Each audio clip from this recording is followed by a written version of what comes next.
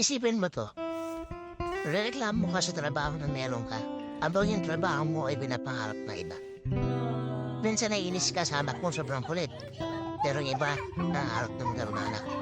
Hindi mo gusto yung bahay na meron ka, pero marami na nasa kalsada, alam mo naman tuluyan.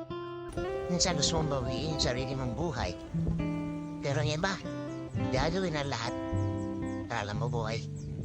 Minsan kaya hindi ka masaya kasi hinahanap mo yung mga bagay na wala sa'yo.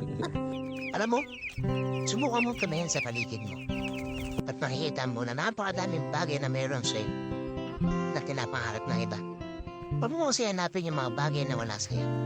Sa halip, pasalamat ka sa mga bagay na meron ka. Baguhin mo na yung kaisipan mo. Dahil lang at hindi mo binabago yung kaisipan mo, hindi ka magiging masaya. Ang buhay ay parang aklat, mahirap hulaan.